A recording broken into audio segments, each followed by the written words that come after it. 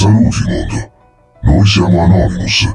Questo è un messaggio all'Italia e all'Europa in merito alla questione medio orientale.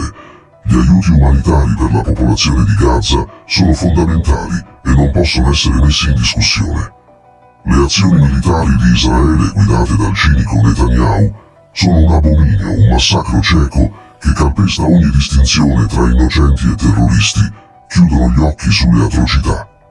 Ma non possiamo confondere la legittima critica nei confronti di Israele con un sostegno vergognoso a Hamas.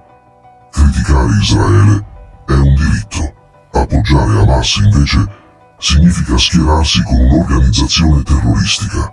Hamas è stato l'architetto del massacro del 7 ottobre. Hamas festeggia l'11 settembre. Hamas lancia gli omosessuali dai palazzi, lapida le donne fedifraghe e benedice l'orrore di matrimoni tra bambine e vecchi depravati. Hamas è il volto di tutto ciò che calpesta i diritti umani, persino quelli del popolo palestinese, che pretende di rappresentare. Popolo che inoltre non difende, ma al contrario lo utilizza come scudo umano e come strumento di mistificazione. Eppure vediamo sedicenti pro-Palestina che con la loro retorica populista e vuota finiscono per sposare Hamas e persino negare gli orrori del 7 ottobre perpetrati da Hamas. Si riempiono la bocca di diritti umani, di difesa delle donne e della comunità LGBTQ+, ma poi giustificano un'organizzazione che calpesta questi valori con una brutalità da loro stessi documentata.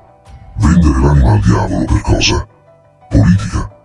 La Global Sumud Flotilla, nonostante le sue pretese umanitarie, si è rivelata un fallimento, innescando solo divisioni e caos tra le popolazioni occidentali, senza offrire alcun aiuto reale ai civili di Gaza. Questa logica tribale, governata da il nemico del mio nemico è mio amico, è un veleno che ingrassa solo i porci come Putin, l'Iran e certi regimi islamici. Questi sciacalli si nutrono del caos, sfruttano il conflitto medio orientale per spaccare l'Occidente e ridurlo a un ammasso di inutili idioti urlanti. È tempo di abbandonare semplificazioni pericolose. È possibile criticare Israele senza diventare marionette complici di ideologie illiberali. Il vero supporto al popolo palestinese non può andare di pari passo con l'apologia di Hamas travestita da operazioni umanitarie senza concretezza, manifestazioni a ridosso del weekend e silenzio omertoso sulle atrocità del 7 ottobre.